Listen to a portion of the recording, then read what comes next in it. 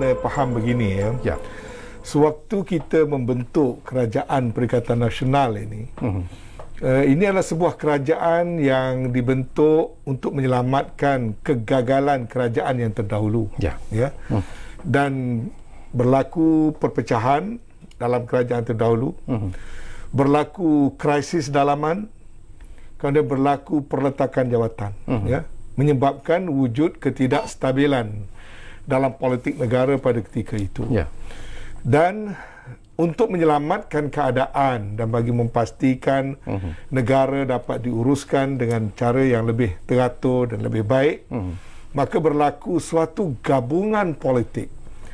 Dan ditakdirkan Allah SWT, gabungan ini ada suatu bentuk yang belum pernah disaksikan dalam sejarah negara, di mana parti-parti yang berpecah seperti Bersatu dan juga dengan UMNO yang bersatunya daripada kerajaan, kemudian PAS yang tak pernah berada di peringkat politik nasional, dan UMNO dan PAS berkongsi kerajaan, dan beberapa parti-parti yang lain, 13 parti politik, membentuk kerajaan tetapi dengan majoriti yang teramat tipis.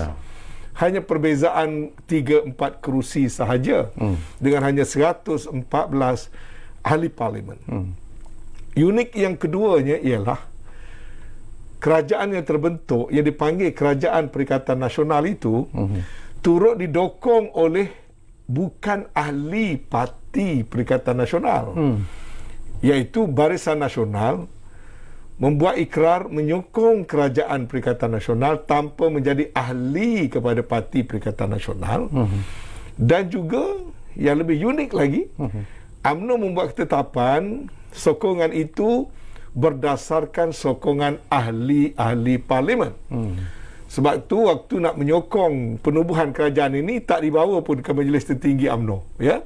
Dia just buat keputusan, ahli-ahli parlimen bertemu, menandatangani SD, kemudian sokongan atas sifat ahli-ahli parlimen itu sendiri. Jadi ini sesuatu yang unprecedented, tidak pernah berlaku dalam negara kita.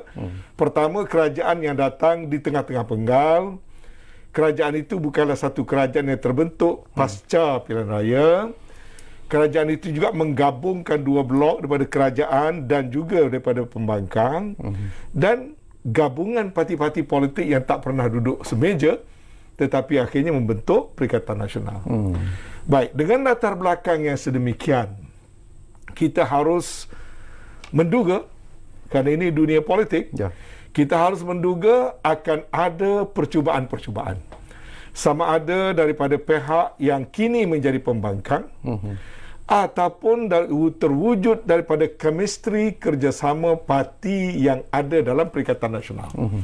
Dan itulah yang sedang terjadi sekarang, ya.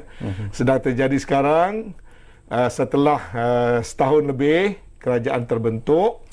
Kita dapati, pertama, tekanan daripada pihak yang dulu kerajaan menjadi pembangkang atas nama Pakatan Harapan, PH. Kemudian daripada dalaman parti yang menjadi komponen Perikatan Nasional dan juga parti yang menjadi rakan kepada Perikatan Nasional, khususnya Barisan Nasional, ataupun lebih tepat lagi UMNO, berlaku shift ataupun berlaku pendapat-pendapat yang berbeza-beza tentang kewujudan, keperluan kewujudan UMNO di dalam kerajaan itu sendiri, dengan latar belakang yang tertentu. Jadi mengambil peluang daripada majoriti yang tipis itu, masing-masing kata, kalau saya tarik kerajaan ini boleh jatuh. Maka mungkin itu digunakan sebagai kuasa tawar-menawar, ataupun kuasa menzahirkan rasa tidak puas hati dan sebagainya. Pada saya, sebagai orang politik, ini sesuatu yang memang boleh diduga, dijangka, ya. Sebab itu kita perlukan sebuah kerajaan yang kuat untuk sesuatu keadaan yang lebih stabil, untuk menjalankan rancangan-rancangan kerajaan. Jadi memahami keadaan yang sedemikian, kemudian kebetulan pula kerajaan ini berfungsi dalam suasana yang cukup luar biasa. iaitu dengan datangnya pandemik global COVID-19. Sehingga kan Seri Paduka Baginda Yang di-Pertuan Agong dalam beberapa kali titah Baginda menyeru wakil-wakil rakyat supaya kurangkan politicking. Sebab tuanku tahu keadaan ini tidak stabil. Kalau semua orang berpolitik atau mengutamakan politicking terlalu banyak, akan berlaku ketidakstabilan. Kalau berlaku ketidakstabilan, sudah tentu urusan memaju dan membangunkan negara akan menjadi sukar. Jadi ini sekarang kita sampai kepada kemuncak lah. Ya. Kita sampai kepada kemuncak apabila UMNO khususnya membuat beberapa pendirian-pendirian. Jadi ada dua aspek di sini. Satu suasana kekeliruan sedang berlaku dalam UMNO yang UMNO sendiri pun tak pernah lalui. Saya kena akui, saya sendiri pun dalam keadaan yang orang kata terpinga-pinga ataupun berada dalam satu posisi yang saya perlu berfikir dengan mendalam apa yang harus dibuat. Sebab satu senario yang saya sendiri tak membayangkan begini keadaannya. Kemudian di pihak kerajaan juga, di saat nak memulihkan ekonomi, di saat COVID 17, 18, 19 ribu kes sehari, ya, dulu 3 ribu pun kita dah minta nak istighar darurat. Nah pada 17, 18 ribu, 19 ribu kita bergaduh misalnya.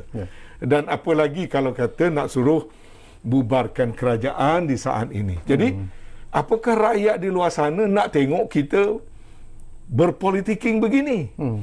Saya duk fikir tidak mungkin. Rakyat tidak berminat dengan politiking yang berlebih-lebihan. Rakyat nak tengok kerajaan itu perform. Nak tengok kerajaan melakukan sesuatu untuk menjaga mereka, melindungi mereka. Ini saat patutnya kita fokus. Sebab titah Seri Paduka Baginda Yang-di-Pertuan Agong supaya fokus pada kerja. Kurangkan politiking, kendurkan suhu politik. Ini ayat-ayat yang saya masih ingatlah daripada beberapa kenyataan yang dikeluarkan oleh Istana Negara. Tapi nampaknya sekarang dia tak terjadi. Terjadi begitu. Jadi suasana ini pada saya harus ditangani dengan bijaksana. Jadi apa yang dilakukan oleh Yang Amat Berhormat Perdana Menteri tengah hari ini ialah suatu penegasan. Yang Amat Berhormat adalah Demokrat. Dia adalah seorang ahli politik antara yang paling berpengalaman dalam negara kita. Dia dah jadi Timbalan Menteri, dia jadi Menteri Besar, dia jadi Menteri, dia jadi Timbalan Perdana Menteri, sekarang dia jadi Perdana Menteri. Tan Sri Muhyiddin bukan orang politik biasa-biasa seperti saya. Dia orang yang mempunyai pengalaman yang cukup luas dan dia tahu selok-belok menguruskan dan mentadbirkan negara. Walaupun mungkin perwatakannya agak bersahaja, beliau tidak jenis yang orang kata keras ataupun kasar, tapi dia mempunyai satu komitmen yang cukup tinggi. Jadi apabila timbul soal sebahagian suruh menarik diri dan meletak jawatan, yang sebenarnya dari segi kalau tengok pada konvensyen negara kita, konvensyen parlimen, kaedah itu tidak pernah berlaku. Dan juga dari segi peraturan, dari segi perlembagaan itu ada kaedah-kaedah yang tertentu. Jadi Yang Amat Berhormat Perdana Menteri memilih kaedah berperlembagaan.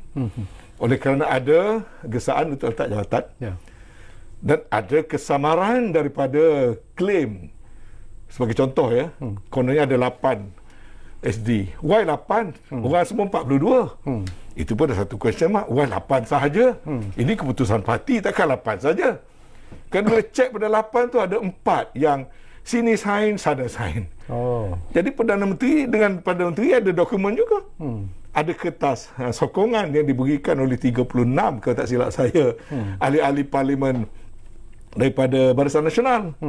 Sebelum itu ada 43 SD yang masih juga laku. Waktu mula-mula jadi kerajaan belum lagi di revoke. Sekarang malah ada polemik, ada lagi 36. Kemudian daripada situ ada pula yang sign belah sini kata dah tarik. Jadi kesamaran.